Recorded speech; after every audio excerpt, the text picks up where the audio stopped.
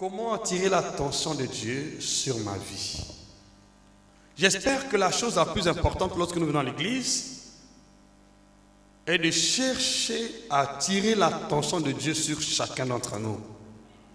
Nous voulons, par la grâce de Dieu, que l'attention de Dieu soit sur nous, notre offrande, notre prière.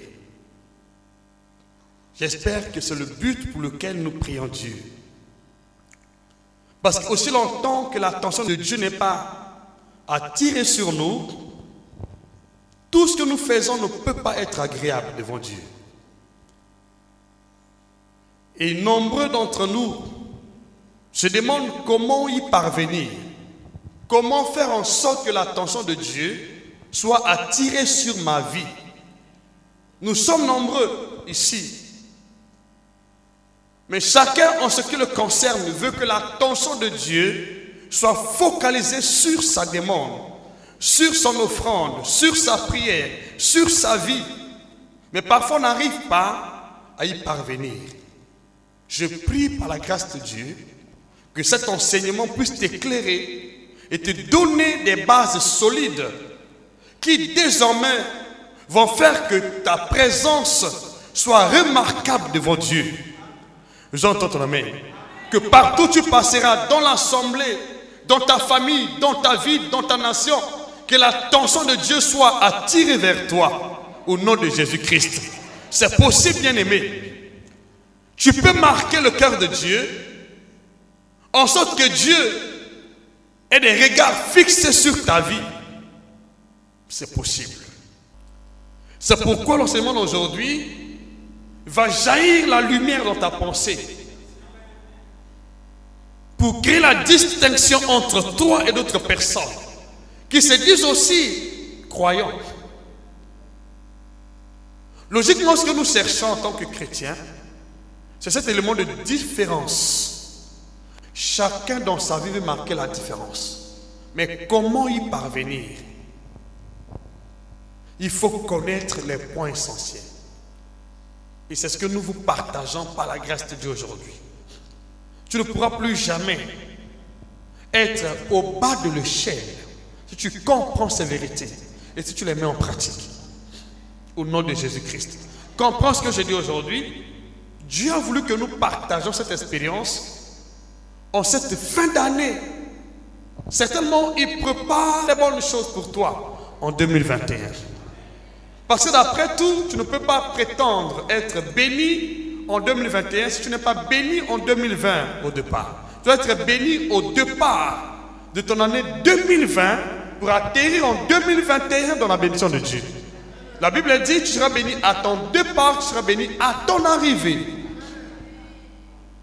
Alléluia.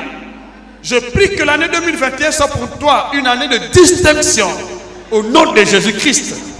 Qu'à partir d'aujourd'hui, toute ta vie, tu sois distingué dans tous les lieux que tu passeras au nom de Jésus-Christ. C'est possible.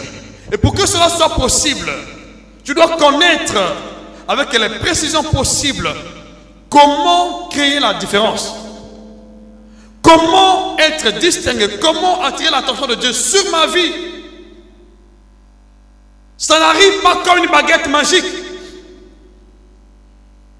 C'est l'application de la connaissance que nous avons reçue auprès du Seigneur qui nous distingue. Cette grâce est relâchée aujourd'hui. Au nom de Jésus-Christ. Tu ne pourras plus jamais être la même personne. Partout où tu passeras, je déclare que la distinction soit en partage. Au nom de Jésus-Christ. Dans ta famille, dans ton quartier, dans ta ville, dans ta nation, dans votre établissement, au nom de Jésus, partout où tu passeras, tu seras un élément de différence, au nom de Jésus-Christ. Dieu relâche cette onction aujourd'hui. Sois attentif pour capter cette onction pour ta vie. Tu ne seras plus jamais la même personne, partout où tu passeras, au nom de Jésus-Christ. J'entends ton amen. Les années à venir seront pour toi des années de distinction. Des années de différence, des années d'exploit. J'entends ton amen. Même si les autres échouent, tu ne seras pas dans le lot de ceux qui vont échouer. J'entends ton amen. Même si les autres souffrent, je ne serai pas dans le lot de ceux qui vont souffrir. J'entends ton amen. Ce qui fait la différence, c'est la révélation que tu reçois des choses de Dieu. Et sa mise en pratique va te distinguer d'autres personnes qui prient le même Dieu que toi. C'est la révélation des choses cachées. Comment accéder à la distinction? Il faut être révélé sur ce point. Aussi longtemps que tu n'as pas la révélation des choses qui conduisent à la distinction, tu ne seras pas distingué. Il faut la révélation de ces points essentiels qui, une fois mis en pratique, vont t'amener au sommet. Alléluia. C'est ton partage, c'est ton héritage. Je te donne un conseil, n'oublie pas cet enseignement si tu veux aller loin avec Dieu. Parce que beaucoup sont en train de prier, mais nombreux ne connaissent pas comment se démarquer des autres. Comment marquer la différence. Dieu veut que nous soyons distingués. Dieu est un Dieu de différence. Dieu veut que chacun d'entre nous soit distingué des autres. Et c'est pourquoi il nous a créés différents les uns des autres. Je t'en amène. Dieu nous a créés différents les uns les autres. On n'a pas le même visage. Même si on peut avoir le même visage. On n'a pas les mêmes empreintes. Pourquoi cela? Dieu veut que tu sois distingué. Nous prions un Dieu de distinction. Un Dieu de différence. C'est pourquoi je prie aujourd'hui par la grâce de Dieu. Que la distinction soit ton partage. Toute ta vie. Tu sois distingué dans toutes tes entreprises. Dans ce que tu fais. La distinction va être ta couverture. Au nom puissant de Jésus-Christ. Alléluia. Comment accéder à la distinction? Comment attirer l'attention de Dieu sur ma vie? Je ne suis pas certain que nombreux connaissent cette vérité. Tout le monde veut être distingué ici. Mais on ne sait pas comment y parvenir. Mais à partir d'aujourd'hui, Dieu ouvre une porte pour ta vie. Tu ne seras plus jamais la même personne. À partir d'aujourd'hui, partout tu passeras. Cette onction-là, cette grâce-là va marcher avec toi. Au nom de Jésus-Christ. Cette porte est ouverte. Au nom de Jésus. Partout tu iras, la distinction est ton partage. Partout tu te trouves, la distinction est ton partage. Au nom puissant de Jésus-Christ. Tous ceux qui ont marché avec Dieu dans la Bible étaient des éléments de distinction. Ils ont marqué la différence. Le premier cas que nous pouvons examiner, avant de pouvoir énumérer ces points qui vont certainement apporter la distinction dans ta vie, j'aimerais prendre un témoignage de la Bible. Abel était un élément de différence par rapport à son frère Caïn. Il a créé la différence. Pourquoi? Abraham était un élément de différence. Il a créé la différence avec les rois de son époque. Il a marqué l'histoire de l'évangile par sa foi. Sa femme Sarah avait déjà un âge avancé. Elle avait déjà dépassé la ménopause. Mais Abraham a créé la différence. C'est la seule personne qui a reçu ce témoignage en ces temps. La différence. J'entends ton amen. Isaac a créé la différence au pays de Philistins. Le pays était en crise. Mais Isaac était la seule personne qui était bénie et qui a attiré l'attention des Philistins jusqu'à ce qu'on lui apporte en vie. J'entends ton amen. J'entends ton amen. Jacob, son fils, héritier, auprès de Laban, son oncle, il a créé la différence. Laban a travaillé sans succès. Et Laban a bien remarqué que Dieu l'a béni sur les traces de Jacob. C'est un élément de distinction. J'entends ton amen. Joseph a créé la différence en Égypte. Dès lors qu'il est entré dans la maison de Potiphar, Potiphar remarquait que ce qu'il avait été béni dans sa maison et dans son champ. Tu dois être un élément de différence si tu veux que le monde soit attiré par ton Dieu. Et tu veux que ta famille croie ce Dieu que tu pries. Tu dois marquer la différence. Et à partir d'aujourd'hui, c'est ton partage, ton héritage au nom puissant de Jésus-Christ. Alléluia. Ça marque la différence. Il était le seul roi le plus sage de son époque. Le plus riche aussi. La distinction. Notre Seigneur Jésus, jusqu'alors, il est un exemple inégalable. Il a créé la distinction qui ne peut pas être concurrencée jusqu'à présent. Et pour l'éternité, il était un élément de différence. Bien aimé, qu'est-ce qui fait la différence au milieu de nous?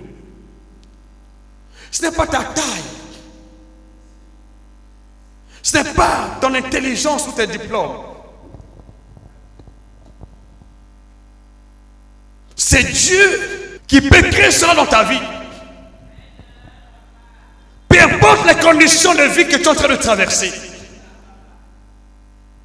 Peu importe la famille dans laquelle tu es né.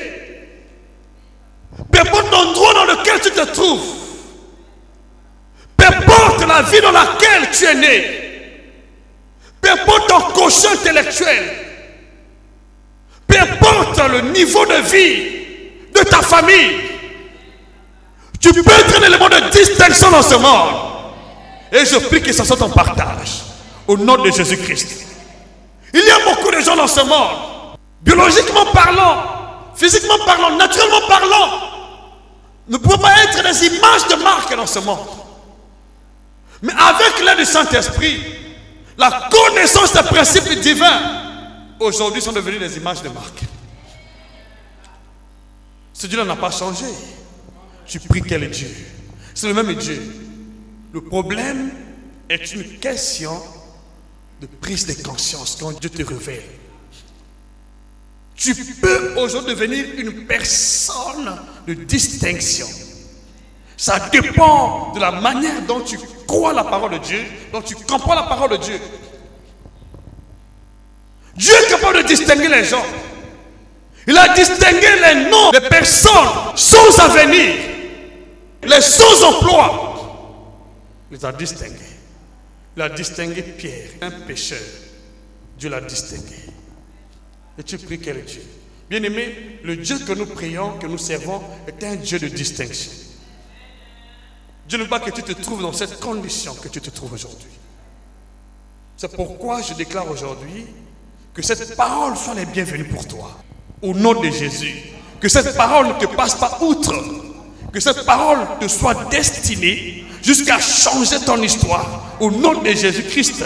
J'entends ton amen. Que tu n'écoutes pas cette parole pour devenir, une fois de plus, la rebut dans la société. Que tu écoutes cette parole pour devenir une personne de marque. Tu peux devenir une personne de valeur. C'est possible. Tu peux devenir une femme de distinction. C'est possible. Un homme de distinction, c'est possible. Dans tout ce que tu entreprends, tu peux créer la différence, c'est possible. Dieu l'a dit. Vous verrez de nouveau la différence entre les justes et les méchants. Ceux qui craignent Dieu et ceux qui ne le craignent pas. C'est pourquoi je dis, comprends ce que je dis. La liste que je te donne aujourd'hui n'est pas une liste exhaustive ni intégrale. Il y a bien d'autres points. Je te donne les points essentiels qui vont faire que ce que tu vas faire dans ce monde puisse t'amener au sommet. Je t'en amène. Que 2021 ne soit pas une année de confusion pour toi. Là où les autres échouent, tu dois exceller. Là où les autres s'arrêtent, tu dois aller de l'avant. J'entends ton amen. C'est ma déclaration pour toi aujourd'hui. Là où les autres échouent, tu dois aller de l'avant. Là où les autres se sont arrêtés, tu dois aller de l'avant. Au nom de Jésus-Christ. Dieu veut que tu sois distingué cette fois-ci. Dieu veut que tu marques la différence cette fois-ci. C'est possible. Ne sois pas dans la mêlée. Ne sois pas dans le lot de ceux qui échouent. Ne sois pas dans le lot de ceux qui marchent dans la confusion. Tu peux être un élément de différence. C'est possible. Alléluia. Ne veux pas les temps des circonstances. Dieu est le maître des temps des circonstances. Et nous aussi, nous sommes maîtres. Lorsque nous comprenons le plan de Dieu pour nous au sujet de la distinction. Pendant que les autres souffrent, pendant que les autres sont dans la crise, plongés dans les malheurs, si tu connais la vérité, tu vas être distingué. Israël était en Égypte. Pendant que l'Égypte était sous le coup de Dieu, Israël était dans la paix. Israël était épargné. J'entends ton amen. Le monde actuel est un monde de confusion. Mais tu dois être membre du corps de Christ.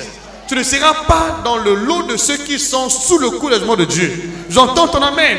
C'est pourquoi cet enseignement vient pour te distinguer de ceux-là qui vont connaître les malheurs tout le long de l'année 2021, ainsi de suite. J'entends ton amen. Je veux que tu sois distingué cette fois-ci.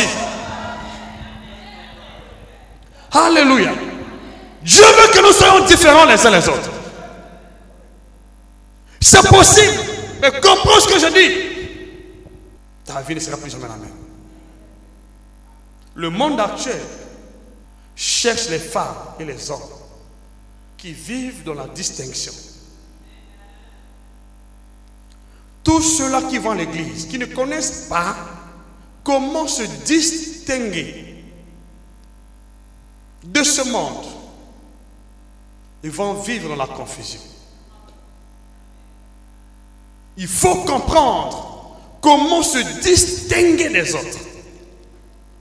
Comment attirer l'attention de Dieu sur sa vie. Comment cela peut être possible? Certainement nous réfléchissons à la manière des hommes. Et certainement voient les choses à la manière des hommes. C'est pourquoi il n'y a pas eu de différence. Mais la différence est possible. Ça dépend de la manière dont tu comprends les choses de Dieu. Dont tu vois les choses de Dieu. Ne sois pas dans un cas général. Sois dans un cas spécial. Ne sois pas dans la foulée. Ne sois pas dans le lot. Mais sois différent des autres. Ce qui nous épargne dans ces derniers temps est une conception différente de celle du monde. Aussi longtemps que nous ne concevons pas les choses à la manière de Dieu, il n'y aura pas de différence entre nous dans ce monde. Il faut comprendre les choses, les voir dans l'optique de Dieu. C'est ce qui va faire la différence. Sinon, il n'y aura pas de différence. Tu veux la différence? Comment y procéder? Vous pouvez être dans une même nation, dans une même ville, dans un même quartier, dans une même voiture. Mais, selon la connaissance de ce que nous avons auprès du Seigneur, il y aura la différence. Mais le monde est grand. Il y a beaucoup de continents. On parle du coronavirus, mais il y a bien des continents qui sont épargnés, des villes qui sont épargnées. Certainement, il y a eu des mesures préventives qu'ils ont eu à prendre. C'est la connaissance. Il y a bien des nations qui sont frappées, plus que d'autres nations. Pourquoi? C'est une question de prise de conscience. Dans le Seigneur, c'est la même chose. Le fait n'est pas d'aller à l'église sans comprendre les choses de Dieu. Le fait est de comprendre qu'est-ce que Dieu veut pour que je sois un élément différent des autres. Comment je dois être une femme de distinction, une femme différente des autres? Comment je dois être un prédicateur différent des autres? Comment? Un chrétien différent des autres. C'est une question de révélation et la mise en pratique de la révélation. C'est pourquoi Dieu, dans sa divinité, veut que tu sois différent. Et veut te communiquer cette grâce aujourd'hui. Dans le nom de Jésus-Christ. À partir d'aujourd'hui, tu ne seras plus jamais la même personne. Les personnes autour de toi vont te remarquer. Ah, j'entends la main de quelqu'un qui a compris. On va te remarquer la même qu'on avait remarqué Joseph en Égypte. On va dire que Dieu avec cet homme. J'entends ton amen. Parce qu'avec Dieu, on ne meurt pas. On ne se plonge pas dans la pauvreté, ni dans la misère. Avec Dieu, on fait des exploits. Peu importe le temps, peu importe les circonstances, peu importe la saison. Avec Dieu, on fait des exploits. Que ce soit ton partage, au nom puissant de Jésus. Alléluia. Ne vois pas les temps, ne vois pas les circonstances. Vois Dieu qui peut créer la différence au milieu des mêmes peuples, d'une même famille, d'une même ville, d'une même nation. Dieu est capable. Alléluia. Dis-moi amen. À partir d'aujourd'hui, Dieu t'établit au nom de Jésus-Christ dans ce monde comme un élément de différence. Dans le nom de Jésus, dans ton mariage, dans ta famille, dans ton travail, partout ailleurs, dans ton ministère, tu es le monde de différence au nom puissant de Jésus. Dans ta nation, tu es le monde de différence au nom puissant de Jésus-Christ. Alléluia. Nous allons examiner par la grâce de Dieu 5 points essentiels qui peuvent faire la différence au milieu de nous. Et quels sont ces points?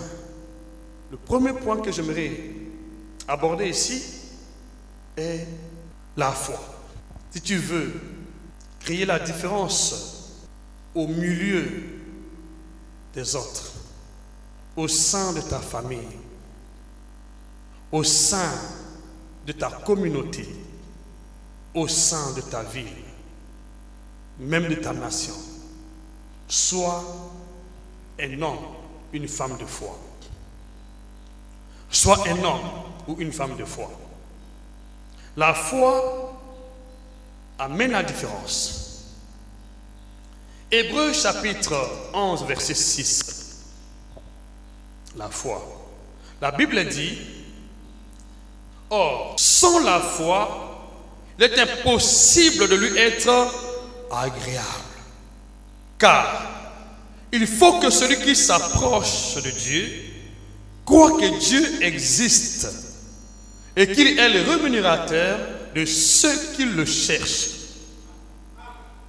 Je reprends. Il dit: or, sans la foi, il est impossible de lui être agréable. C'est-à-dire, la foi nous rend agréable devant Dieu. Tous ceux qui ont la foi sont agréables devant Dieu. Et tous ceux qui ont la foi sont distingués des incrédules. Tous ceux qui ont la foi devant Dieu ont pu marquer la différence à d'autres couches sociales. La foi. Maintenant, qu'est-ce que la foi? Dans le même chapitre, verset 1, la Bible dit: or, la foi est une ferme assurance des choses qu'on espère, une démonstration de celles qu'on ne voit pas. La foi est une ferme assurance des choses que l'on espère. Les choses qu'on espère, c'est-à-dire les choses qu'on ne voit pas, les choses qui sont invisibles à l'œil nu, les choses qui ne sont pas littérales sur le terrain, qu'on ne peut pas toucher, qu'on ne peut pas palper. La foi n'est pas applicable sur les choses visibles. La foi est applicable sur les choses qu'on espère. Bon, la foi, c'est une ferme assurance sur ce qu'on espère. La nouvelle année qui arrive sera comment pour toi? Ta foi peut donner une connotation. Ta foi peut donner une orientation. Ta foi peut donner le cours de vie à cette année qui approche. La foi. Une ferme assurance des choses que l'on espère. Que l'on espère. Personne n'a pas encore vécu la nouvelle année. Mais par ma foi, je peux donner un sens à cette année. Par ma foi, je peux orienter le cours des événements de cette année. Par ma foi, j'entends ton amen. C'est une ferme assurance des choses que l'on espère. J'espère que l'année 2021 sera une bonne année. J'espère. J'entends ton amen. Je peux donner une orientation à cette année que j'espère. C'est ça la foi. La foi ne tremble pas devant les circonstances. Parce que la foi a la capacité de donner le cours de la vie aux choses que l'on espère. Aux choses qu'on n'a pas encore vécues. Aux choses qu'on n'a pas encore vues. Les choses que nous espérons peuvent être influencées par notre foi. J'entends ton amen ici. J'entends ton amen. C'est pourquoi les hommes et les femmes de foi, quelle est la différence au milieu des autres?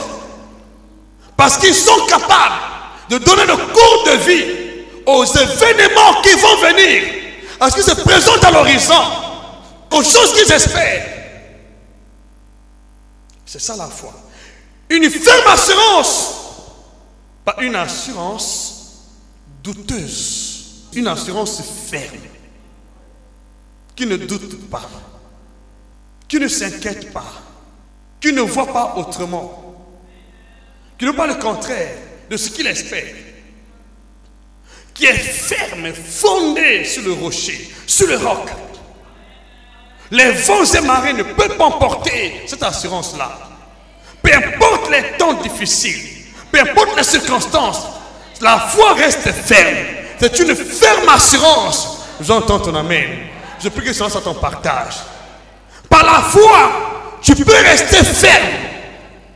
Malgré ce qui se passe, malgré les temps, par la foi, tu peux rester ferme. La foi t'a fermé dans la marche avec Dieu. C'est une ferme assurance qui ne peut être emportée ni par les vents, ni par les temps, ni par les circonstances, ni par la maladie, ni par la mort. J'entends ton amen. C'est ça la foi. Alléluia. J'entends ton amen. Et je prie aujourd'hui que Dieu te donne sa foi. La foi nous distingue des autres qui n'en ont pas. Alléluia. Une ferme assurance des choses que l'on espère. Une démonstration. Elle n'est pas seulement une ferme assurance, mais aussi une démonstration. Lorsque je crois, je dois être en mesure de démontrer ma foi. Je n'ai pas encore vu, mais je démontre. Comment démontrer quelque chose qu'on ne voit pas? Comment? Oui, bien sûr. Je sais que parmi vous, il y a des gens qui ont fait des arts martiaux. Vous avez appris les katas. Mais vous avez quand même eu le temps de démontrer les katas. Mais tu n'as jamais vu un kata. Mais tu as démontré les katas. Nous connaissons les footballeurs qui apprennent à l'école du foot. Mais ils s'entraînent. Ils démontrent. La démonstration est une phase d'entraînement de ce que nous connaissons. Lorsque tu connais une chose, tu peux la démontrer littéralement sur le terrain. Mais si tu n'as pas encore démontré ça, tu peux démontrer cela. J'entends ton amen. Par exemple, la Bible dit, vous avez été guéris. Mais je n'ai pas encore embrassé ma guérison. Mais par ma foi, je crois que j'étais déjà guéri. Mais je dois démontrer ma guérison. J'entends ton amen. Je change ma pensée. Dis-moi amen. Je change mon langage. J'entends ton amen. Je commence à agir comme une personne qui n'est pas malade. Une personne qui est déjà guérie. Et je m'engage à agir et à marcher comme une personne guérie. Je ne vois plus la maladie. Je vois comment Dieu a dit. Et je vois dans ma pensée comment je peux me lever. Comment je peux parler. Comment je peux marcher. Comment je peux le faire. Et je m'engage à le faire. Alléluia. J'entends ton amen.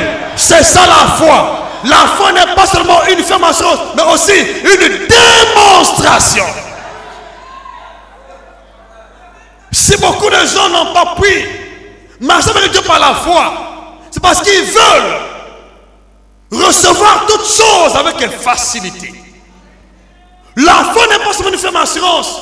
C'est une démonstration, c'est-à-dire, ça demande quelque part un effort de ta part. Une démonstration. Ça demande un effort de ta part. Je dois agir. Jésus a dit, mon Père agit. Moi aussi j'agis. Dis-moi amen. Dis-moi amen. La foi est une démonstration. Dieu dit marche. Je ne connais pas marcher. Mais dans ma foi, je crois que je peux le faire. Je m'appuie sur Dieu. Je commence à voir dans ma pensée comment je marche. Dans toute ma pensée là-bas, je dis je marche. Je ne suis pas malade. Je ne suis pas un mort. Je suis un homme fort. Je suis un homme puissant. Je suis un homme capable. Je suis un homme intègre. Je commence à agir par ma foi. Je me lève. Je m'appuie sur la foi. Et j'agis. Alléluia. Par exemple, une femme qui veut être enceinte. Comment doit-elle démontrer sa foi? Mais c'est facile. Je ne vois plus mon ventre. Je ne vois pas l'état de mes menstrues. Je vois comment je suis enceinte. Dis-moi amen. Devant mon miroir, je vois comment je suis enceinte. Je me représente tous les signes d'une femme enceinte. Je manifeste les malaises. Mais je dois voir les signes d'une femme enceinte. Je dois me comporter comme une femme enceinte.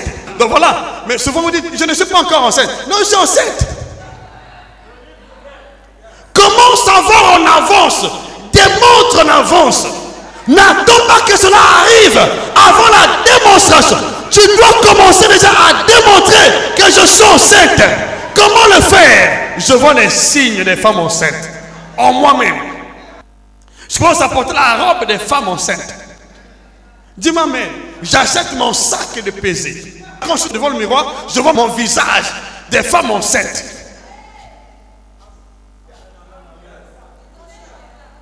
Je ne le fais pas pour attirer l'attention des gens. Non. Je suis en train de m'entraîner pour mettre KO l'ennemi sur le terrain. J'entends ton amen. La démonstration est une phase d'entraînement. Il faut t'entraîner en fonction de ta connaissance. Tu dois t'entraîner jusqu'au jour où tu te présenteras devant l'ennemi. Alléluia. Abraham s'est entraîné. Il a changé de nom. Parce que Dieu le lui avait demandé. Il a changé le nom de sa femme. Ton nom n'est plus Sarah. Ton nom est devenu Sarah. Ton nom est la mère des nations. Donc Abraham voyait en Sarah une mère des nations. Abraham voyait en Sarah une multitude de nations. Abraham voyait en lui une multitude de nations. Cependant, Isaac n'était pas encore né. Mais Abraham avait accepté que le Père des nations, il a commencé à marcher dans ce monde comme le Père des nations. Comment tu vois ta vie? Alléluia. Vous savez, jusqu'alors les gens qui se comportent comme les hommes pauvres, les femmes pauvres, les personnes malades. Est-ce que Dieu a dit que tu es malade? Manifeste les syndromes d'une personne guérie. Manifeste les syndromes selon la parole de Dieu. C'est ça la démonstration de la foi. Tu démontres par la foi, physiquement dans ce corps, dans ce monde, ce que tu as la connaissance. C'est ce que Dieu t'a donné comme connaissance. La théorie qui est en toi doit être à mesure d'être démontrée. Comment je peux démontrer que je connais écrire? On dit I, je dois écrire I. Guéri. Comment je dois démontrer ma guérison? Vous savez, toute chose, avant d'être manifeste, est d'abord le fruit de notre réflexion, de notre pensée. Le problème, c'est que nombreux d'entre nous ne savent pas transformer ce qu'ils croient en image et en démonstration. La foi n'est pas seulement une ferme assurance, mais une démonstration. Cette assurance doit rencontrer la démonstration pour devenir réalité. Dieu dit que vous êtes bénis, mais jusqu'alors tu langage des personnes maudites. Tu dois avoir le langage des personnes bénies. Agir comme une personne bénie. Ne veux pas la maison dans laquelle tu dors. Ne veux pas la famille dans laquelle tu es né. Comment savoir la famille céleste? Comment savoir ta maison en étage, ta maison nord, ta belle voiture? J'entends ton amen. Comment savoir les choses selon la parole de Dieu à ton sujet?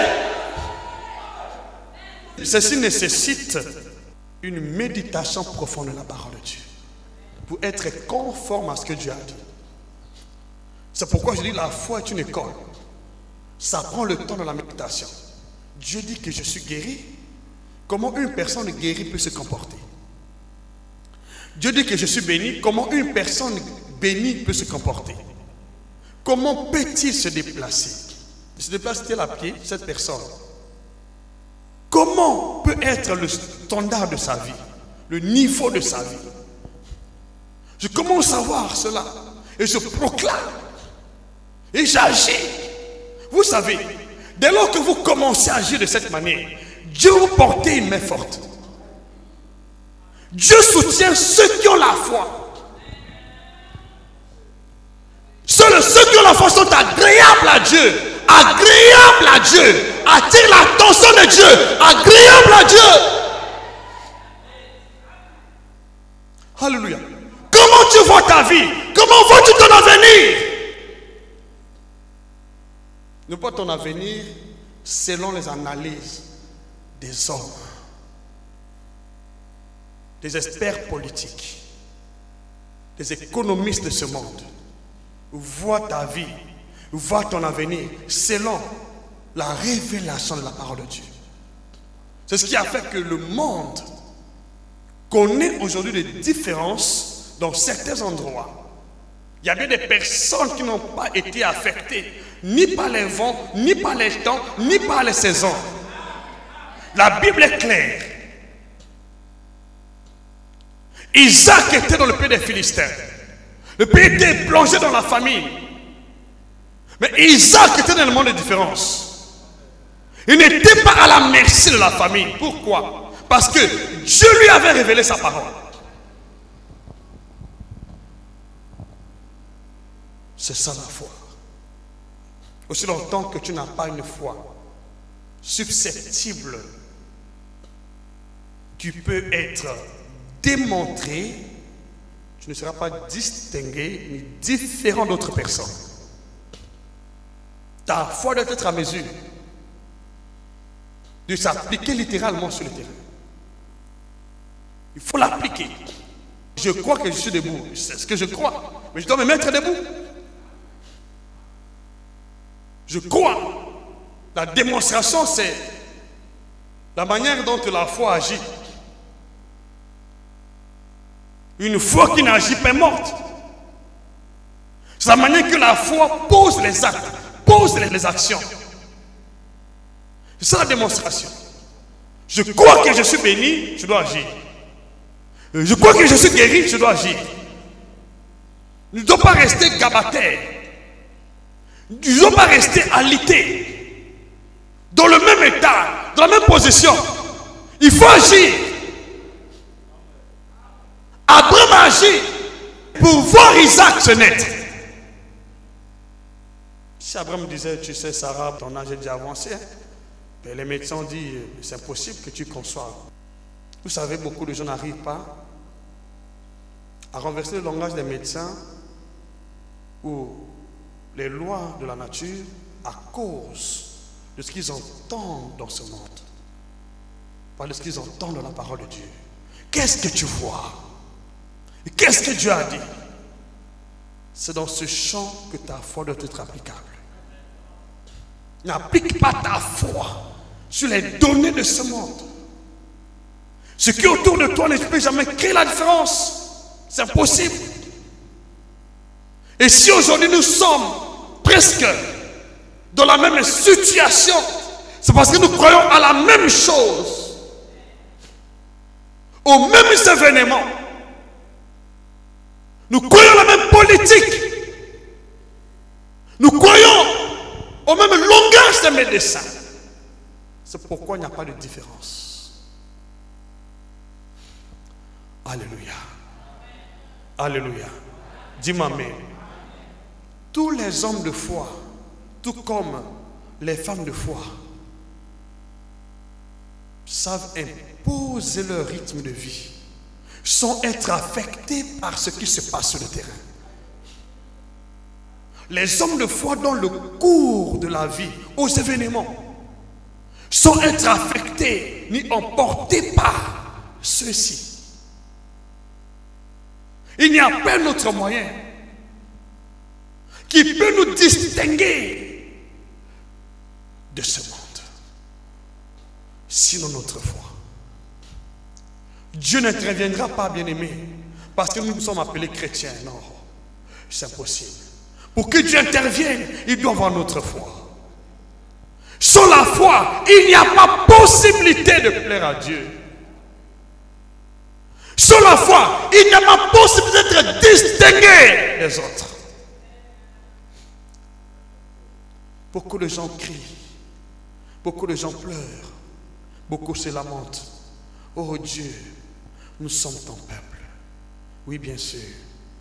Il n'y a pas possibilité sans la foi. La foi, quelle est la différence entre le peuple de Dieu et les païens? Le seul élément qui va nous distinguer des païens, ce n'est pas notre appartenance à une religion. Ce n'est pas une appartenance à une église. C'est notre foi en Dieu. J'entends ton amen. Alors je veux que tu comprennes aujourd'hui la portée de cette vérité. Dieu n'est pas loin de toi, mais il ne peut pas marcher avec toi sans ta foi. Dès aujourd'hui, je te demande une chose. Quelle est la différence avec ton entourage? Par ta foi. Commence à voir les choses comme Dieu est en train de voir. Commence à te faire appeler par le nom que Dieu t'a donné. J'entends ton amen. J'entends ton amen. J'entends ton amen. Commence à parler le langage que Dieu t'a transmis. Alléluia. Commence à voir les choses dans l'optique de Dieu, pas selon ta volonté. Commence à voir ton entourage, ta nation dans l'optique de Dieu. Appelle sur l'existence sans tenir compte de ce qui se passe sur le terrain. Et persévère jusqu'à ce que cela devienne réalité. Alléluia. Tu vas voir cela se manifester au nom puissant de Jésus. Tu ne mourras pas comme un homme. J'entends ton amen. Tu n'es pas comme une personne ordinaire. J'entends ton amen. Tu es un enfant de Dieu, une fille de Dieu, un fils de Dieu. Au nom de Jésus, manifeste ta foi. Tu verras et tu témoigneras la grandeur de Dieu et la distinction au nom de Jésus. Alléluia. Un autre exemple que je prends aujourd'hui est celui de la femme atteinte à perte de sang. Comment cette femme a vu les choses. Comment elle était la seule à être guérie ce jour-là en touchant le Seigneur. Pourtant, il y avait beaucoup de gens. C'était une foule autour du Seigneur. Une foule qui touchait le Seigneur. Qui le touchait partout. Mais le toucher de cette femme-là a créé la différence. Qu'est-ce qui a fait qu'elle s'en touchait? Puisqu'il y a la différence. Et pourtant, elle était dans la foule. Il y avait bien des gens autour du Seigneur Jésus. Mais son toucher était différent. Tu peux faire en sorte que ton toucher soit remarquable. Par ta foi. Les autres touchent la même cible, mais lorsque tu touches, il y a réaction. J'entends ton amen. Les autres ont tenté de déposer les dossiers dans la même entreprise, mais lorsque tu déposes, il y a un effet. J'entends ton amen. J'entends ton amen. Les autres sont passés par le même chemin, mais lorsque tu passes par là, il y a un changement. J'entends ton amen. Ta foi est capable de créer ce changement-là. Amen. Que s'est-il passé avec la femme à tête à perte de sang? Avant d'aller à la rencontre avec le Seigneur, elle s'est dit en elle-même Si je peux seulement toucher ses vêtements, je serai guéri. Si je peux seulement, si je peux. Sa guérison était conditionnée par le toucher. Et ce toucher n'était pas conditionné par Christ. Ce toucher était conditionné par sa foi. Donc elle avait le libre choix de toucher ou de ne pas toucher. Elle avait le libre choix d'accéder ou pas à la guérison. Tout dépendait de sa foi. C'est sa foi qui a créé la différence. Ça ne dépendait pas de Dieu. C'est elle-même. Vous savez, les hommes de foi et les femmes de foi sont les décideurs potentiels qui peuvent changer le cours de leur vie. Même si Dieu n'a rien dit, je peux faire en sorte que Dieu parle à mon sujet. Je peux faire en sorte que Dieu ait le regard sur ma vie. J'entends ton amen. Je veux ton amen. Je veux ton amen. La femme était dans la foule. Elle a pris l'engagement dans son cœur. Elle a changé le cours de sa vie. Ce n'est pas Dieu qui a pris l'engagement à sa place. C'est elle. Qu'attends-tu? Oh, tu sais, le monde est plongé dans la confusion. Le monde est plongé dans la crise. Oui, c'est le monde, ce n'est pas toi. Est-ce que tu as le monde? Le monde entier est sous la puissance du malin. Mais nous sommes de Dieu. C'est la différence. Parce que nous sommes de Dieu. Ne veux pas le monde. Vois-toi. Qui es-tu? Pourquoi te compares-tu aux autres? Oui, parce que tu penses que ta vie est comme celle des autres. Oh, Dieu te voit différent des autres. Et cette différence se trouve dans la foi.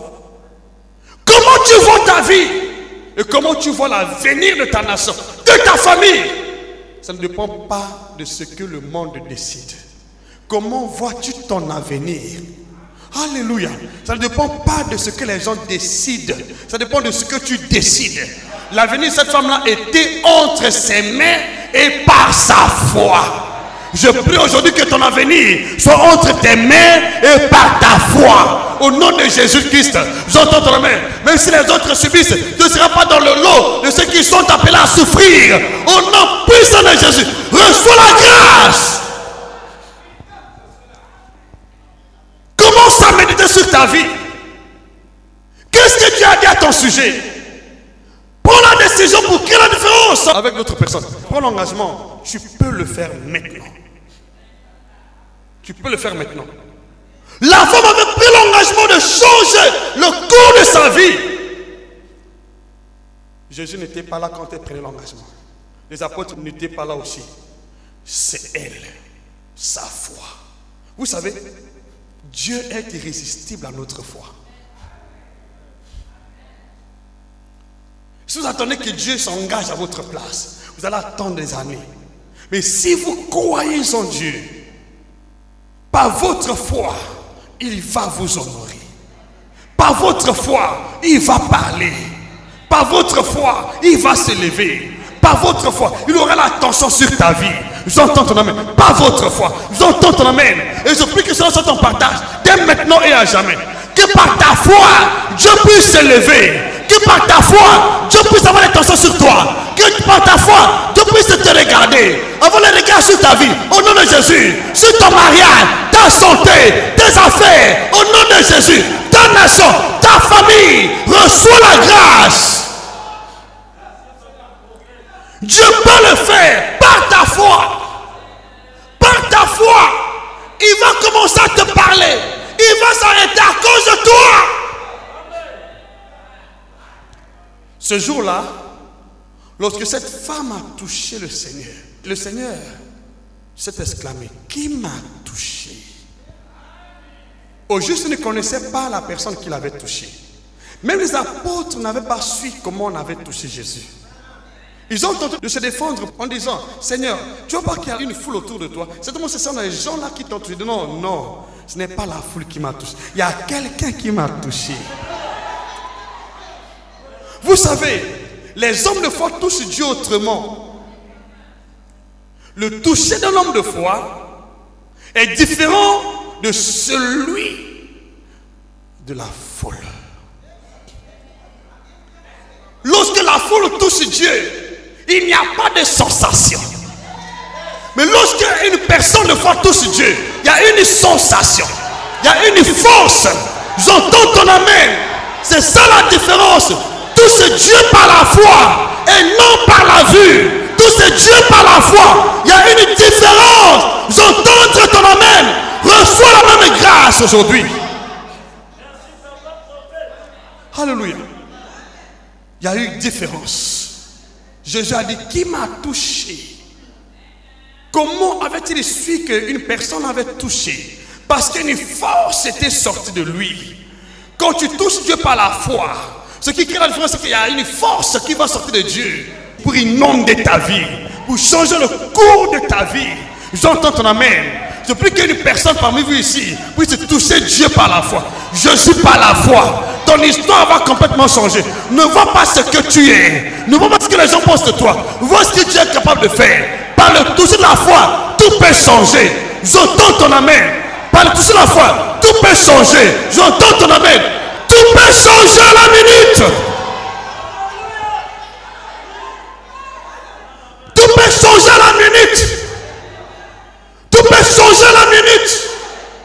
Tout peut changer à la minute. Elle a souffert pendant 12 ans. Mais ce jour-là, à quelques minutes seulement, tout a changé. La foi crée la différence. La foi crée la différence. La foi nous distingue de la foule. La foi nous distingue. La foi fait en sorte que l'attention de Dieu soit seulement focalisée sur vous. Beaucoup de gens continuent à subir parce qu'ils n'ont pas la foi. Tu peux me prier Dieu aussi longtemps qu'il n'y a pas en toi la foi capable de toucher Dieu en particulier. Il n'y aura pas de différence. Un autre témoignage est celui de la femme cananéenne. La femme cananéenne avait touché Jésus. Bien que la promesse n'était pas pour les Cananéens, ce jour-là, elle a pu obtenir la délivrance de sa fille qui était tourmentée par les démons.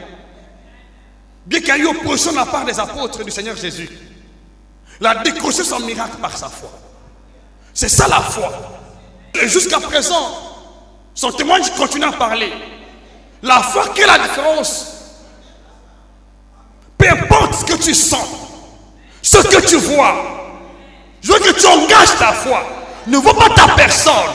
Ne vois pas les diagnostics et les médecins. Ne vois pas ce que tu sens. Engage ta foi maintenant. Dieu veut changer ton histoire aujourd'hui. Alléluia. Elle était cananéenne. Mais sa foi a tout changé. Sa foi l'a distinguée même des Juifs, des Israélites. Sa foi. Vous savez, les hommes de foi, les femmes de foi sont différents des autres. Ne vivent jamais dans la mêlée. Parce que l'attention de Dieu dans une église, dans une société, dans une nation est orientée seulement vers les hommes et les femmes de foi. Alléluia. Nous connaissons aussi le témoignage de l'homme boiteux de naissance qui était à Lystre. Et c'est un témoignage que j'aime beaucoup citer dans mes prédications. Cet homme boiteux qui était à Lystre n'avait jamais marché. Cet homme écoutait parler Paul. Et pendant que Paul parlait, il a remarqué que cet homme avait la foi pour être guéri. Alléluia. Et ce jour-là, il était guéri. Où étaient les autres? Sa foi a attiré l'attention de Dieu sur son infirmité, sur son état. Et ce jour-là, cet homme qui n'avait jamais marché a pu se lever et a marché pour la première fois de sa vie. C'est par la foi. J'entends ton amen. J'entends ton amen. J'entends ton amen. J'entends ton amen. Comment savoir Dieu là où tu es? Quel est ton problème? Ce problème n'est pas impossible. Ce qui est possible, même aujourd'hui, c'est impossible. Comment le conçois-tu? Ça dépend de ta conception de la foi. Comment vois-tu la situation autour de toi? Comment vois-tu le cas autour de toi? Quand tu écoutes la parole de Dieu, quel engagement que tu prends dans ton cœur? Prends un engagement de foi. Ce homme n'avait jamais marché. Mais pendant qu'il écoutait la parole, il a eu la foi pour être guéri. Et ce jour, il était guéri.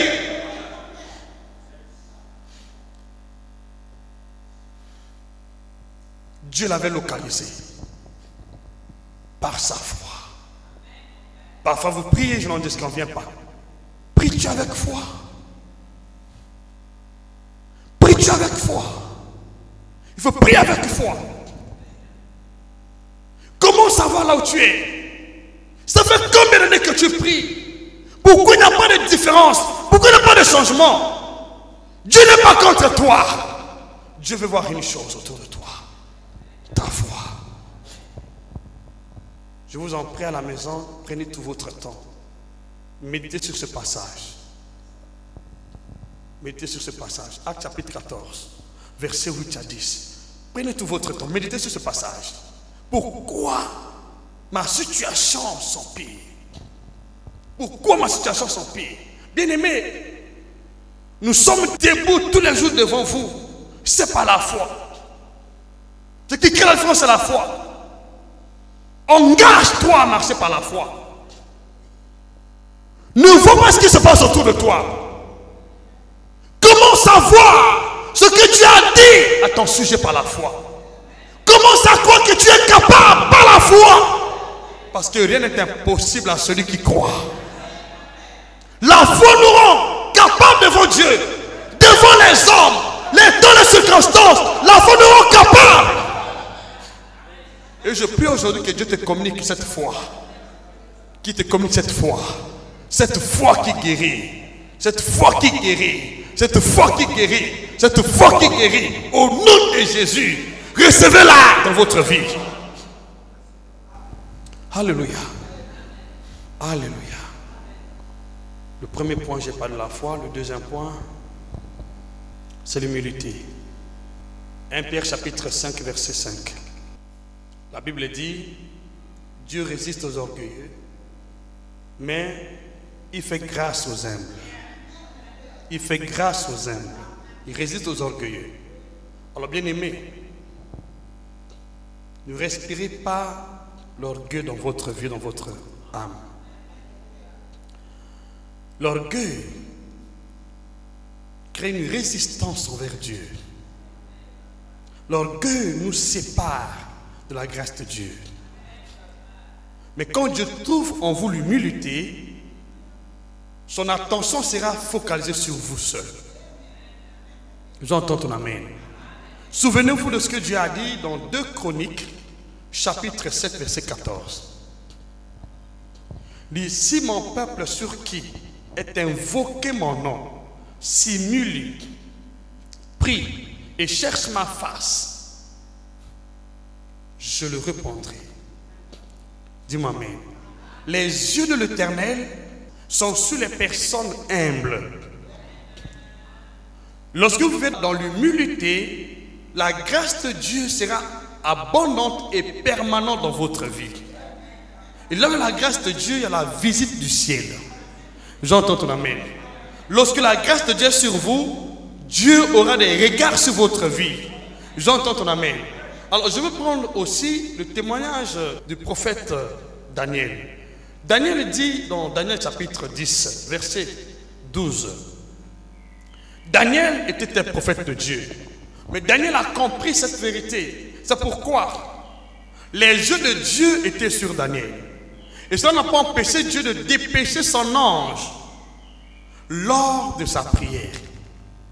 L'humilité est une voie d'accès qui nous conduit dans la plénitude ou l'abondance de la grâce de Dieu. L'humilité est une voie d'accès qui fait que Dieu nous visite du ciel. L'humilité fait que les yeux de l'Éternel soient orienter dans notre direction. L'humilité. L'humilité. Daniel dit dans ce passage, dès le premier jour que tu as eu à cœur de comprendre et d'être humilié, ta parole était entendue. C'est à cause de ta parole que je viens.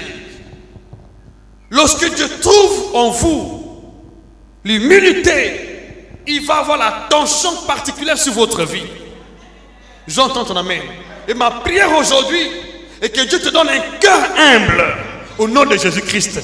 Lorsque le cœur est humble, ta vie sera au centre des visites célestes, au centre des visites angéliques. J'entends ton amen. Daniel était invité par l'ange de Dieu parce que son cœur était humble. J'entends ton amen. Il faut avoir un cœur humble, un cœur qui ne s'enfle pas, un cœur qui ne se vante pas. J'entends ton amen, afin que ta vie soit au centre des visites célestes, afin que les yeux de Dieu soient sur ta vie. Au nom de Jésus, reçois cette grâce. Et Marie est un exemple aussi parmi les hommes ou les femmes qui étaient humbles de cœur. Marie est citée parmi ceux-là. À cause de sa bassesse, Dieu lui a fait trouver grâce. Lorsqu'on parle de Marie, les gens pensent que Marie avait trouvé grâce parce que, je ne sais pas, parce qu'elle était belle, je ne sais pas comment. Non, c'est l'état de cœur. Dieu fait trouver grâce à toute personne qui est humble. Si tu veux que l'attention de Dieu soit sur ta vie, quand tu pries, Dieu écoute. Bannis l'orgueil. Sois humble dans ta vie. Place premièrement dans ta vie l'humilité dans ton cœur. Ne te vante pas quel que soit ce que tu es ou ce que tu as. Tu dois te dépouiller en prenant la forme du Seigneur, avoir les sentiments qui étaient en Christ. Bien qu'il soit Dieu, il ne s'est pas regardé comme Dieu. Il s'est humilié lui-même en prenant la forme d'une personne, la forme d'un serviteur. J'entends ton amen. L'humilité ouvre la porte du ciel et fait que l'attention de Dieu soit sur ta vie. Je prie aujourd'hui que Dieu puisse te localiser par ton humilité. Au nom puissant de Jésus. Au nom puissant de Jésus. Que le Saint te visite.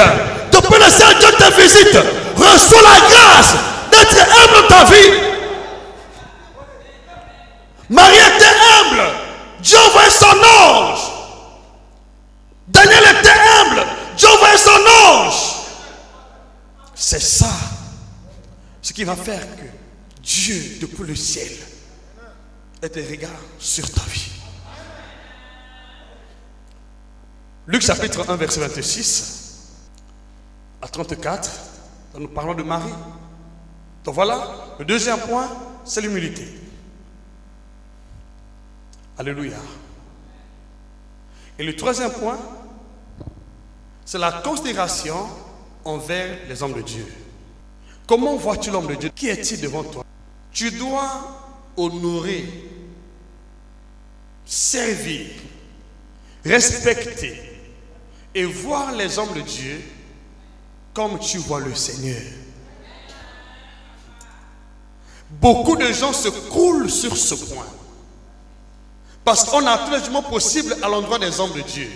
C'est ce qui fait que vous êtes parfois privés de beaucoup de grâce. Vois l'homme de Dieu comme un homme saint, comme le Seigneur, et sers-le comme tu sers le Seigneur. J'entends ton amen. Beaucoup d'entre nous sont privés d'avantages et de bénédictions devant Dieu parce qu'ils ont des jugements orientés contre les hommes de Dieu. Hébreux chapitre 13, verset 17. Comment vois-tu l'homme de Dieu? Alors, bien-aimés, ces points que je suis en train de vous communiquer vont faire une différence dans votre vie, dans votre marche avec Dieu.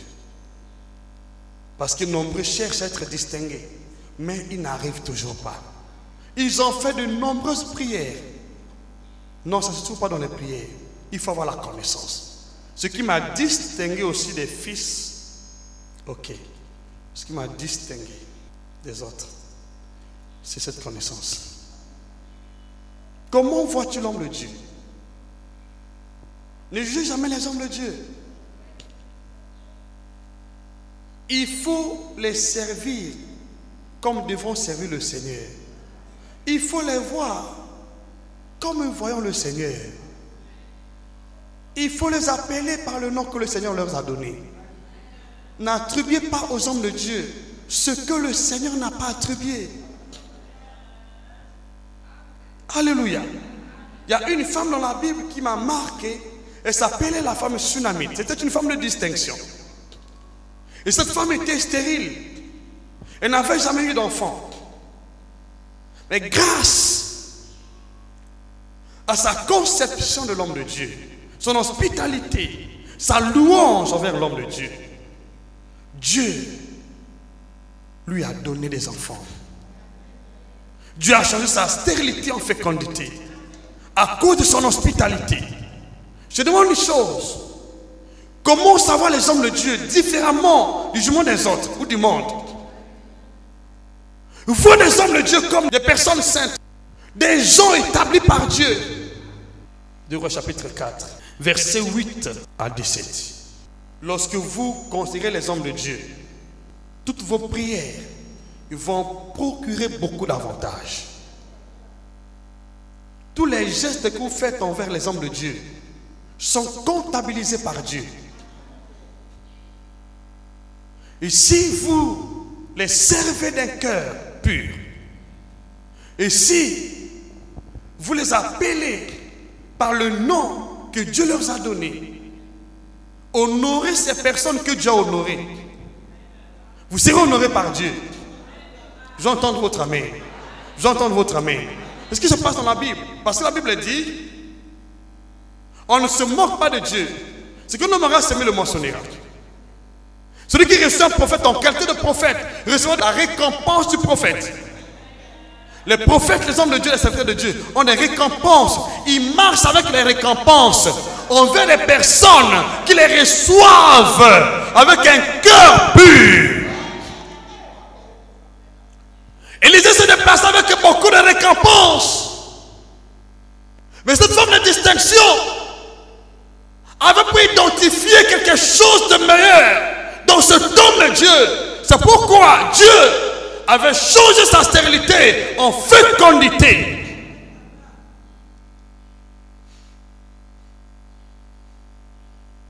Alléluia. Lisez bien dans 2 Rois chapitre 4, à partir du verset 8 jusqu'à 17. Vous allez voir que sur la parole d'Élisée, cette femme était devenue enceinte et elle avait enfanté. Et qui n'avait jamais enfanté dans sa vie.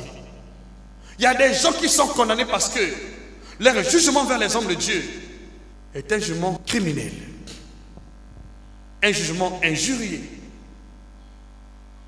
Oh, Dieu nous demande d'avoir des égards, de la considération vers ses serviteurs, afin qu'ils veillent nos âmes avec l'efficacité possible. Parce que ce sont eux qui sont établis pour veiller sur nos âmes. Ce sont eux que Dieu a établi pour accorder des avantages à son peuple. Si vous ne disposez pas le tas de votre cœur envers les hommes de Dieu d'une manière favorable, vous n'aurez jamais d'avantage dans votre vie avec Dieu. Alors je prie aujourd'hui par la grâce de Dieu, que Dieu t'accorde la grâce d'avoir un cœur pur au nom de Jésus-Christ, envers vos conducteurs, envers les hommes de Dieu, de prier pour ces gens qui veillent sur vos âmes, d'avoir une bonne considération, une bonne opinion de ces hommes de Dieu. Et vous ne serez plus jamais oisifs dans votre prière. Au nom puissant de Jésus, je déclare aujourd'hui que Dieu vous accorde ce que vous n'avez pas encore reçu. Dieu vous accorde ce que votre cœur n'a pas encore reçu. Je déclare aujourd'hui au nom puissant de Jésus-Christ. Alléluia. J'entends ton amen. J'entends ton amen. J'entends ton amen. Je ton amen. Que ton histoire change aujourd'hui. Que Dieu change ton histoire. Dispose le cœur de servir les hommes de Dieu comme devront servir le Seigneur. Éphésiens chapitre 6, verset 5 jusqu'à 6. Lisez ce verset, vous allez comprendre qu'est-ce que Dieu nous a dit au sujet de notre service envers ses serviteurs. Qu'est-ce qu'il faut faire? J'espère que c'était le 3e point, n'est-ce pas? Ok, le 4e point. Offrir à Dieu des sacrifices agréables. Ne donne pas à Dieu une mauvaise offrande. Quand tu donnes à Dieu, tu dois réellement, dans ta pensée, savoir que l'offrande que je donne est agréable. Ce que tu donnes à Dieu doit être agréable. Et ce que tu donnes à Dieu doit être une offrande de valeur. Donne à Dieu une offrande de valeur. Souvent nous choisissons des choses méprisables, sans valeur. C'est pourquoi l'attention de Dieu n'est pas sur nous. Donne à Dieu une offrande de valeur, une offrande de taille. Lorsque tu le fais, l'attention de Dieu sera sur toi. Genèse chapitre 4, verset 3 jusqu'à 5. Ici nous voyons le témoignage d'Abel et de son frère Caïn. Abel était berger et Caïn était agriculteur. Abel de son côté a fait à Dieu une offrande de tous les premiers-nés de son élevage. Et Caïn aussi de son côté a fait à Dieu une offrande de son travail en agriculture. Mais l'offrande de Caïn n'a pas reçu une approbation devant Dieu. Cependant, Dieu a porté un regard favorable sur l'offrande de son frère Abel. Pourquoi? C'était les offrandes. Et Dieu avait plus l'estime envers Abel qu'envers Caïn à cause des offrandes. Vous savez, l'offrande peut créer une relation permanente entre vous et Dieu. L'offrande qui est agréable fera que l'attention de Dieu soit sur vous. J'entends ton amen. Aussi longtemps que ton offrande n'est pas agréable, Dieu n'aura pas de regard fixé sur ta vie. Dieu s'intéresse aux offrandes qui sont agréables. Souvenez-vous de Noé, de sa sortie de l'arche. Il a fait une offrande agréable à Dieu. Et Dieu a senti une bonne odeur. Dieu a dit, à partir d'aujourd'hui, je ne maudirai plus la terre à cause de l'or. L'offrande peut changer les données sur le terrain. Peut changer la malédiction en bénédiction. L'offrande. Dis-moi amen avec Hassan. Quand tu fais l'offrande à Dieu, tu dois te rendre compte de l'évidence, de la qualité de ton offrande. Ne donne pas à Dieu des offrandes qui ne sont pas agréables. Il faut donner à Dieu une offrande de taille, une offrande qui attire son attention. Et tu verras que Dieu aura des paroles de bénédiction qu'il va prononcer sur ta vie. L'autre exemple est celui de Salomon. Et aussi de Corneille, parce que nous sommes derrière le temps. Salomon a donné à Dieu une offrande qui a marqué le cœur de Dieu. Là nous sommes dans 1 Roi chapitre 3, verset 3 jusqu'à 8. L'offrande de Salomon a marqué le cœur de Dieu. Et pourtant la Bible dit, c'était sur les hauts lieux qu'ils avaient l'habitude de sacrifier. Et David a sacrifié sur les hauts lieux. Salomon suivait la coutume de David son père. Mais David n'avait jamais donné à Dieu 1000 holocaustes. Et pourtant, c'était sur la même montagne. Mais l'offrande de Salomon a marqué le cœur de Dieu. Parce que c'est une offrande considérable. Souvent, les offrandes considérables attirent l'attention de Dieu. Quand tu donnes à Dieu une offrande mesurée, secouée, selon sa volonté, tu auras des regards de Dieu. Tu auras l'attention de Dieu sur ta vie. Et remarquez la même nuit, Dieu dit à Salomon, dans un songe, que veux-tu que je te donne? Demande ce que tu veux que je te donne. Salomon n'avait pas posé le problème à Dieu. Le fait que son offrande était agréable, Dieu l'a visité. L'attention de Dieu était sur Salomon parce que son offrande avait attiré l'attention de Dieu. J'entends ton amen. Donne à Dieu une offrande de taille. Prends cet engagement. Tu auras l'approbation de Dieu. Tu auras l'attention de Dieu sur ta vie, sur tes affaires, tes entreprises, ta famille, ton foyer. Au nom puissant de Jésus-Christ. J'entends ton amen. Alléluia. Dis-moi amen. Corneille aussi est un exemple. Corneille était un homme pieux qui craignait Dieu avec toute sa maison. Corneille priait Dieu continuellement. Et Corneille faisait des dons, des présents de son monde au peuple. Et un jour, Dieu a dépêché un ange envers Corneille. Il dit à Corneille, tes offrandes, tes aumônes et tes prières sont devant Dieu. Et le Seigneur, Dieu, s'est en souvenu. Il s'est souvenu de ses prières et de ses aumônes. Vous savez, si tu veux attirer l'attention de Dieu, ne sers pas Dieu avec les paroles seulement. Il faut joindre l'expression de ta louange à l'acte, c'est-à-dire les offrandes. Nombreux veulent servir Dieu, mais sans offrande. Prends l'engagement là où tu es. C'est un filet que tu vas jeter dans le royaume de Dieu. Si tu n'interviens pas par ta foi, si par ta foi tu ne peux pas intéresser Dieu, j'entends ton amen. Ton humilité va intéresser Dieu. Si ton humilité n'a pas intéressé Dieu, tes offrandes peuvent intéresser Dieu. Si ton offrande n'a pas intéressé Dieu, ta déférence envers ses serviteurs, ses conducteurs, va intéresser Dieu. Mais si la consécration envers les hommes de Dieu n'a pas intéressé Dieu, il y a encore un autre point.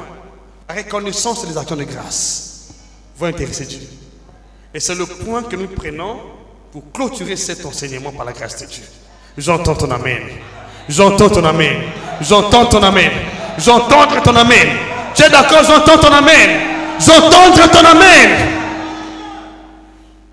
Est-ce que tu as compris? Le dernier point que nous énumérons ici est la reconnaissance et les actions de grâce. Sois reconnaissant.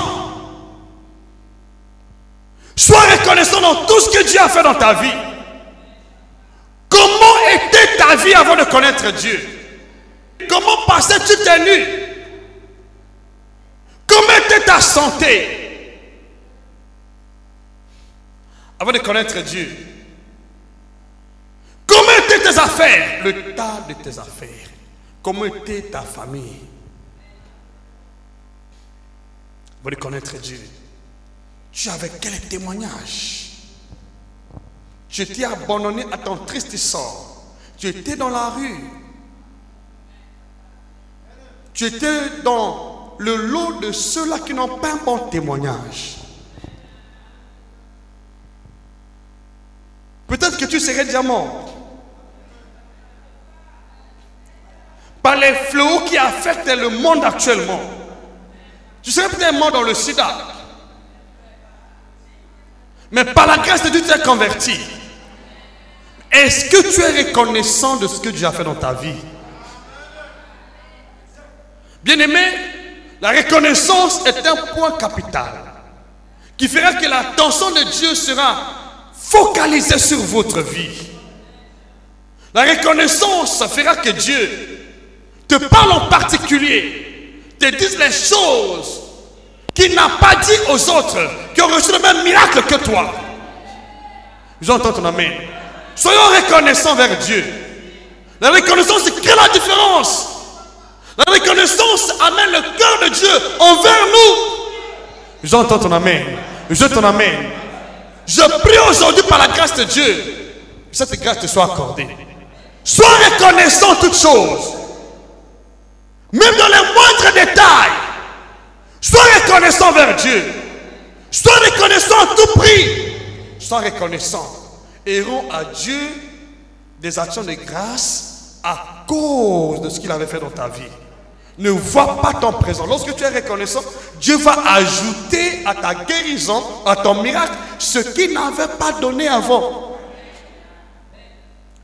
Il va te donner le salut. Ici, je parle ou du témoignage des 10 lépreux qui étaient guéris par le Seigneur. Là, nous sommes dans Luc chapitre 17, verset 11 jusqu'à 19. Bien-aimés, en lisant ce passage, vous allez comprendre que il y avait 10 lépreux qui étaient guéris par le Seigneur le même jour.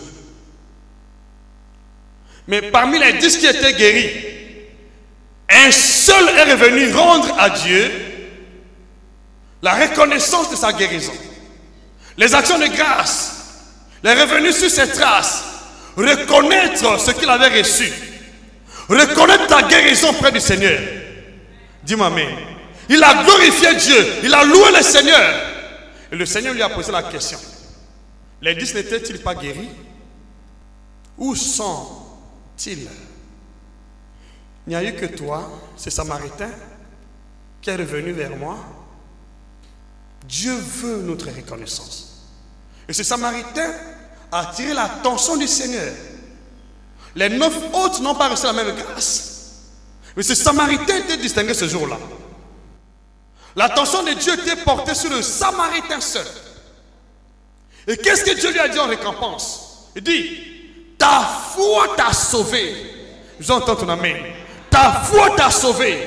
Non seulement qu'il est fait guérir, mais il était aussi sauvé. Il a accédé au salut. Vous entendez ton amen?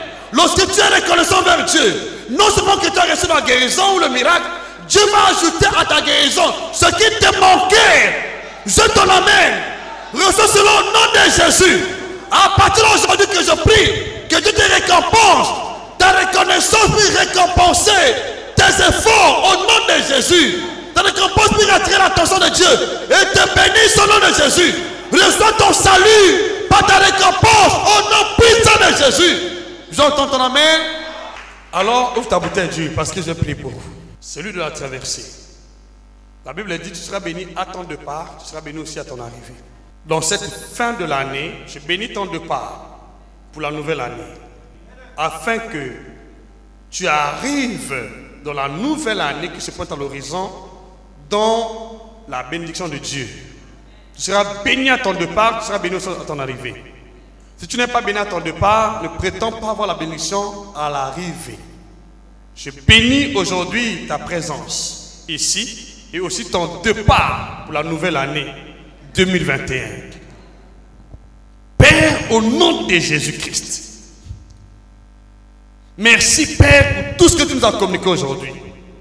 Merci Père pour ton attention qui est désormais focalisée sur chacun d'entre nous. Merci Père pour ces grandes révélations qui peuvent changer radicalement notre vie et influencer le cours des événements sur le terrain au nom de Jésus-Christ. Père, tu as dit, tu seras béni à ton départ. Tu seras béni aussi à ton arrivée. Père, merci. Tu étais avec nous durant toute cette année. Tu as commencé cette année avec nous comme Alpha. Et aujourd'hui, tu clôtures avec nous comme Oméga.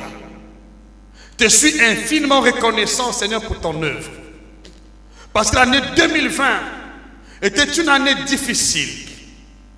Mais avec ton aide, avec le concours de ton esprit, Seigneur Dieu, nous sommes arrivés jusqu'à présent, jusqu'à aujourd'hui. Nous sommes arrivés jusqu'à cette heure. Ce n'est pas la force, ni par la puissance. C'est par ton esprit, nous connaissons cela, Seigneur. Père, au nom de Jésus-Christ, nous te prions, Seigneur Dieu, de bénir encore ce peuple, de bénir ton église, chaque âme ici présente, chaque famille ici présente, au nom de Jésus-Christ. Père, je bénis le départ de chacun d'entre nous en cette fin d'année pour l'arrivée, Seigneur Dieu, à la nouvelle année 2021 dans ta bénédiction au nom de Jésus-Christ. Je prie aujourd'hui, Père très saint, que notre chemin, notre voie d'action 2021 soit tapissée par le sang de Jésus-Christ. Sois frappé par le sang de Jésus-Christ. Au nom puissant de Jésus-Christ.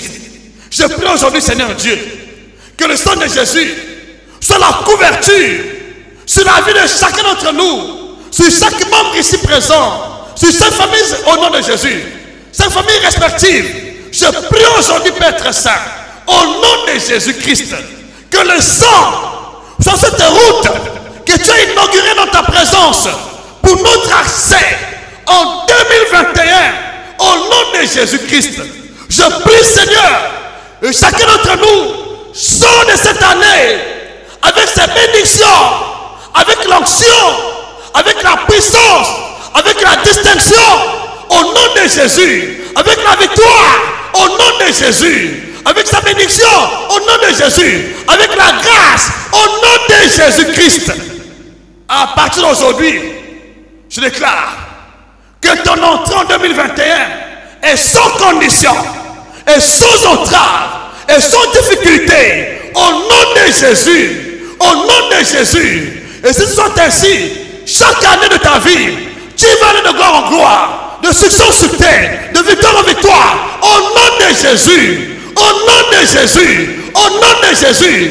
Que 2021 soit pour toi une année de différence, une année de différence, de distinction, de distinction, de différence, de distinction, au nom de Jésus, de distinction, de distinction, de distinction, au nom de Jésus. Que le regard de Dieu soit focalisé sur toi, son attention, soit sur ta vie, sur ton foyer, ton mariage, ta santé, tes affaires, au nom de Jésus, ta famille, ta nation, au nom puissant de Jésus. Amen.